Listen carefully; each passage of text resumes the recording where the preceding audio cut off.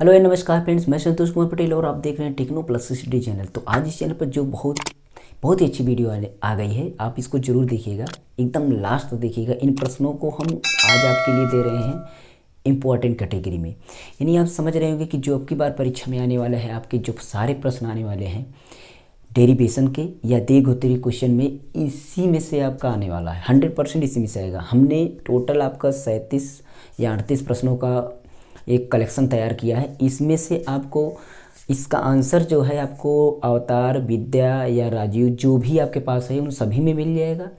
उन्हीं में से कलेक्ट किया गया है।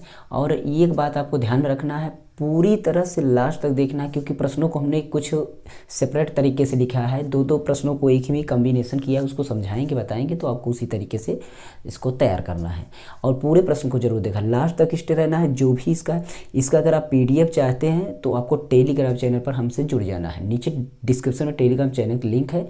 और जो भी अदर सब्जेक्ट की अगर आप प्लेलिस्ट चेक करना चाहते हैं तो वो भी डिस्क्रिप्शन में है। हर एक सब्जेक्ट की, इंग्लिश, मैथ्स, जो भी है सारे सब्जेक्ट, केमिस्ट्री वगैरह सभी है, और कैलकुलेशन की भी वीडियो है। तो आपको वेट करिए, चलते हैं वीडियो को स्टार्ट करते हैं। वीडियो लंबा हो जाएगा क्योंकि अभी प्रश्नों को हम 18 या 19 प्रश्नों को भी हमने लिख दिए हैं। इसके बाद और क्वेश्चन को लिख करके हम आपके सामने पेश करेंगे। और इन सभी क्वेश्चन को आप जरूर याद कर लीजिएगा। 100% इसी में से आने वाला, पूरा वीडियो देखिएगा। अगर आप चले जाते तो आप परेशान होंगे तो कौन से प्रश्नों को याद करना है। और यही प्रश्न अभी से तैयार करेंगे, एक एक प्रश्न, और सभी प्रश्नों को हम एक एक करके लाएंगे। 1 2 3 प्रश्न तो हम हल भी कर दिए हैं, 4 5 प्रश्न ऊपर से हल किए हैं। वीडियो की डिस्क्रिप्शन लिंक है, फिजिक्स की प्लेलिस्ट चेक करिए, उसमें आपको मिल जाएगी। तो बाकी जो प्रश्न है धीरे धीरे करके एक एक करके सभी प्रश्नों को कलेक्ट कर लेंगे हम धीरे धीरे। तो प्रश्न का समूह इस तरीके से है।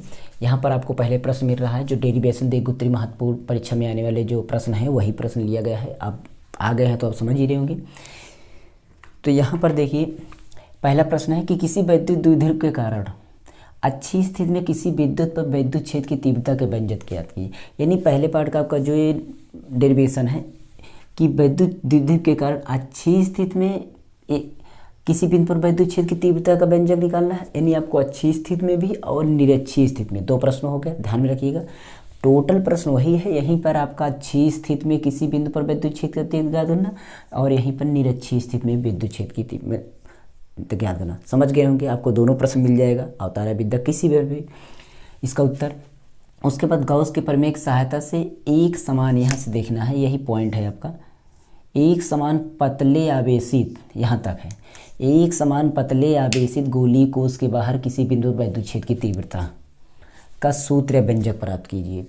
यानी कि गॉस के प्रमेय की सहायता से आपको एक समान पतले गोलीय आवेश में, एक समान पतले गोलीय आवेश के कोश के बाहर किसी बिंदु पर, मतलब किसी बिंदु पर विद्युत क्षेत्र की तीव्रता करना है। और वही दूसरा प्रश्न इसमें का इस टाइप होगा कि इसी गॉस के प्रमेय की सहायता से आवेशित अनंत समतल चादर के कारण, आवेशित अनंत समतल चादर के कारण विद्युत क्षेत्र की तीव्रता ज्ञात कीजिए। 2 प्रश्न इसमें, यानी टोटल 4 प्रश्न हो गए। आप समझ गए होंगे, 2 प्रश्न इसमें, 2 प्रश्न इसमें, 4 प्रश्न हो गए। इन 2 प्रश्नों को, मतलब 4 प्रश्नों को आपको याद करना है, दोनों को। अब यहाँ पर 5वां प्रश्न आपको है कि किसी वैद्युत द्विध्रुव की अक्ष पर स्थित किसी बिंदु पर विद्युत विभव का सूत्र स्थापित कीजिए। किसी बिंदु पर विद्युत विभव का सूत्र, यानी कि वैद्युत द्विध्रुव का अक्ष पर किसी बिंदु पर विद्युत विभव का सूत्र का निगमन करना, सूत्र का विद्युत विभव का वो आपको मिलेगा, वो वही ये है। समांतर प्लेट संधारित्र की धारिता के लिए सूत्र का निगमन कीजिए और इसकी धारिता का किस प्रकार बढ़ाया घटाया जा सकता है। यानी समांतर प्लेट संधारित्र के लिए जो सूत्र का आपको स्थापित सूत्र बनाना है, सूत्र का निगमन करना है, और उसकी धारिता जो होती है उसको किस प्रकार घटाया बढ़ाया जा सकता है, यानी किस प्रकार उसको बढ़ाया जा सकता है, उसके लिए भी आपको यहाँ पर बताना होगा। अगला क्वेश्चन, अनुगमन वेग किसे कहते हैं। अनुगमन वेग से आप क्या समझते हैं, अनुगमन वेग क्या है, अनुगमन वेग, और अनुगमन वेग के आधार पर ही आपको ओम के नियम का व्यंजन का सूत्र निकालना है। अनुगमन वेग की सहायता से ही आपको ओम के नियम का सूत्र का निगमन करना है, यानी कि अनुगमन वेग के बारे में आपको पढ़ लेना है।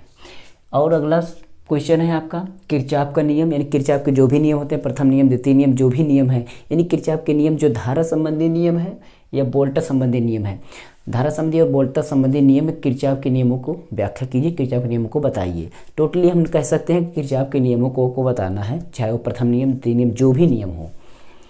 उसके बाद आ जाइए, किरचॉफ के नियम की सहायता से व्हीटस्टोन सेतु के संतुलित अवस्था में उसकी भुजाओं के प्रतिरोधों के बीच संबंध का व्यंजक स्थापित कीजिए। यानी किरचॉफ के नियमों की सहायता से, किरचॉफ के नियम के साथ किरचॉफ के नियम का प्रयोग करके हमें व्हीटस्टोन सेतु जो होता है उसकी संतुलित अवस्था में भुजाओं के प्रतिरोधों के बीच संबंध का जो व्यंजक होता है उसका सूत्र उसको स्थापित करना है।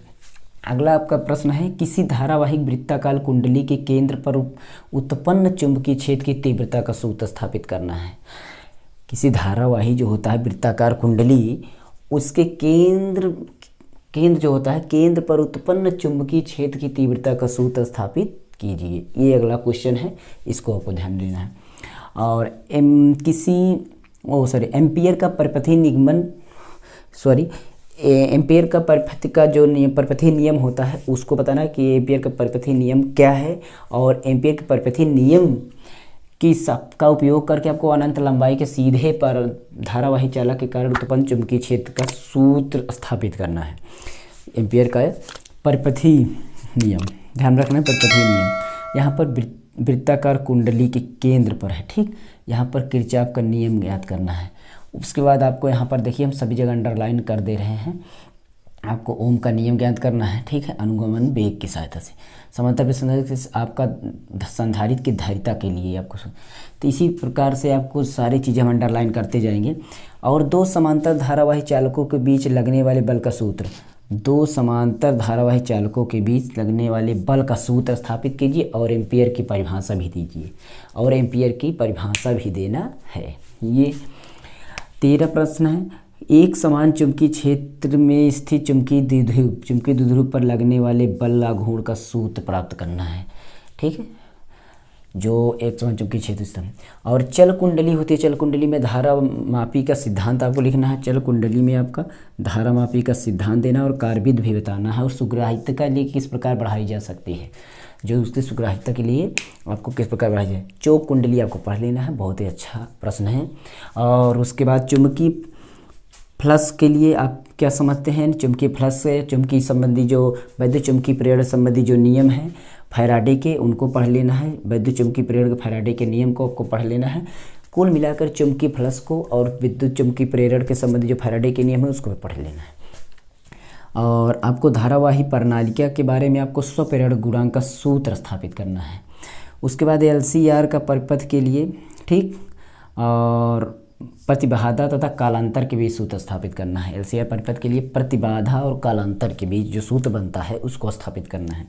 चौक कुंडली का कार्य सिद्धांत समझाइए। चौक कुंडली आपका यहाँ पर अभी लिखा गया था, वो सॉरी यहाँ चन कुंडली था, यहाँ पर चौक कुंडली, हम चौक कुंडली वहाँ पर बोल दिए थे।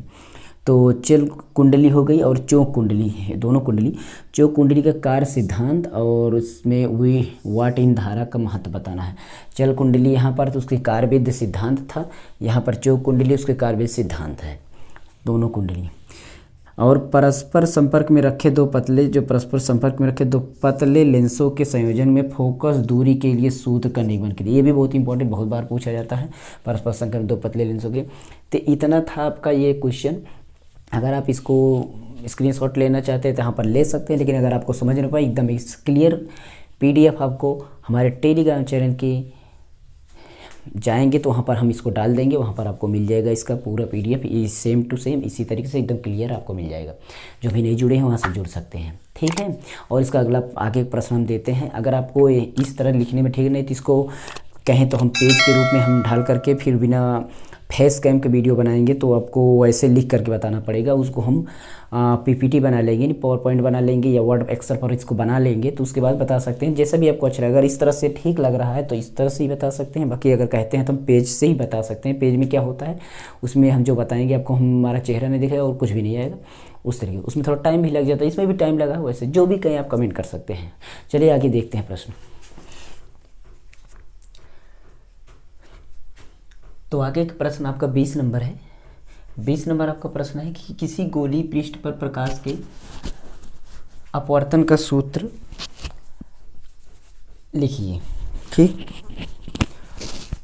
और इसकी सहायता से पतले लेंस का सूत्र 1/f = n-1 एक ब्रैकेट में और 1/r1 - 1/r2। ये जो सूत्र होता है ये इसका आपका लेंस का जो पतले लेंस का सूत्र होता है, इस सूत्र को आपको लिखना है और इसको सिद्ध करना है आपका गोलीय पृष्ठ पर। ठीक, गोलीय पृष्ठ पर अपवर्तन का सूत्र है, प्रकाश का अपवर्तन का सूत्र।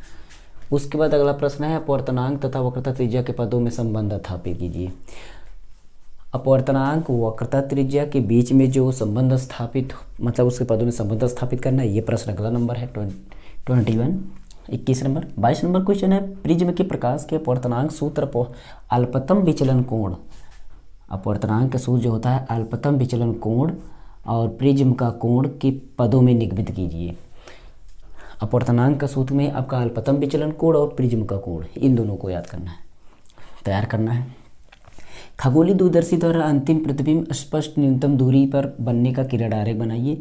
खगोलीय दूरदर्शी में आपका अंतिम प्रतिबिंब स्पष्ट दृष्टि न्यूनतम दूरी बनने का किरण आरेख बनाइए। किसी परावर्तक दूरदर्शी का किरण पथ खींचकर, परावर्तक दूरदर्शी का किरण पथ खींच करके उसमें प्रतिबिंब का बनना समझाना है। किसी परावर्तक दूरदर्शी जो होता है उसमें किरण पथ को खींचकर उसमें प्रतिबिंब का बनना को आपको दिखाना पड़ेगा, किरण आरेख। और हाइगेंस के द्वितीयक तरंगाओं, हाइगेंस का जो द्वितीयक तरंगाओं का सिद्धांत होता है उसका विवेचना करना है आपका, और उसके आधार पर, मतलब इसी हाइगेंस के सिद्धांत के आधार पर ही आपके तरंगों के परावर्तन की व्याख्या भी करना है, तरंगों परावर्तन की व्याख्या करना है। ठीक है। और उसके बाद आपका 26 नंबर है, 26 नंबर क्वेश्चन है यंग के दो स्लिट के प्रयोग में किसी दीप्त फ्रिंज और की केंद्रीय फ्रिंज से दूरी के लिए व्यंजक प्राप्त करिए। किसके लिए? दूरी के लिए। किसके किसके प्रयोग में किसी दीप्त फ्रिंज की केंद्रीय फ्रिंज से दूरी के लिए, ये आपको ज्ञात करना है। क्या? सहायता से फ्रिंज की चौड़ाई का मान ज्ञात कीजिए। फ्रिंज की चौड़ाई का मान ज्ञात कीजिए। यहाँ आपका क्रम थोड़ा गड़बड़ हो गया क्योंकि ये क्वेश्चन में नहीं था, चौड़ाई का मान ज्ञात करना है।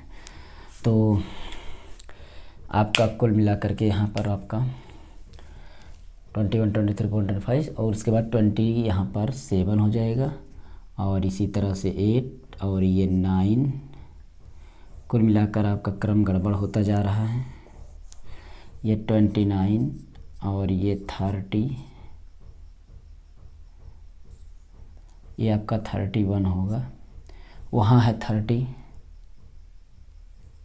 और ये 31, यहाँ 32, 33, 34 और 35 और 36, 37 का हमने टारगेट रखा था, 37 या 36 ही आसपास जो भी, लेकिन आपका 36 तो यहाँ पर लिखा गया है। ठीक, चलिए अगला देख लेते हैं।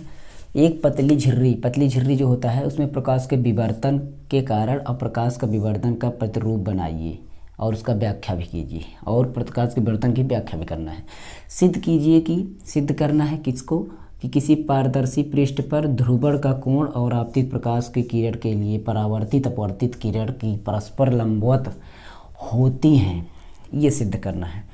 और प्रकाश के विद्युत प्रभाव संबंधी आइंस्टीन का प्रकाश, जो आइंस्टीन का प्रकाश विद्युत संबंधी होता है, आइंस्टीन का प्रभाव प्रकाश का विद्युत समीकरण स्थापित करना आइंस्टीन का। बोर के परमाणु संबंधी मॉडल की व्याख्या करना, ये अगला क्वेश्चन यहाँ से है, नहीं आता इसलिए हमने वहाँ पर लिख दिया है।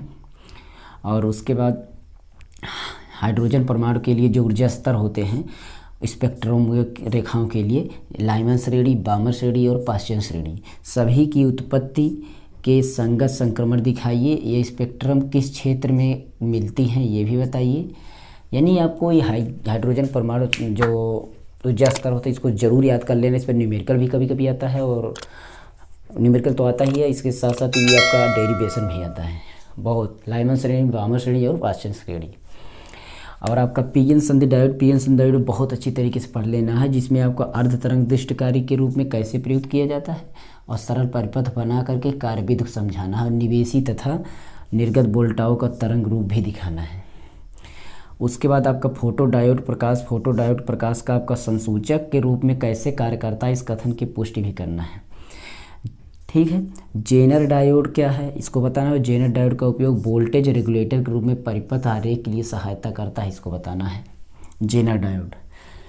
फोटो डायोड जनरेटर और एंड और नॉट जो लॉजिक गेट होते हैं इनका विस्तार से समझाइए। नहीं इसका बुलियन व्यंजक जो होता है, इसका निर्गत जो सारी चीज़ें सारणी सहित पूरा बताना है एंड ये 100% याद कर लेना है। इसमें आपका 4 नंबर 2 नंबर जो भी आएगा और एंड नॉट गेट आपका क्लियर है। लास्ट में पार्ट में है आपको ध्यान में देना है, ज़रूर याद कर लेना 100%। उसके बाद पीएन डायोड भी आपका 100% आना है। चाहिए इसको आगे आप यहाँ पर तरंग दृष्टिकारी याद कर लेते हैं। पीएन डायोड का प्रयोग करते हुए आपको पूर्ण दृष्टिकारी का परिपथ चित्र बनाइए और इसकी क्रिया भी समझाइए। इतने क्वेश्चन को आपको याद कर लेना है। और अगर आपको अच्छा लगे वीडियो तो एक काम और कर देना है, इसको आपको शेयर कर देना है। ठीक, क्या कर देना है, शेयर कर देना है।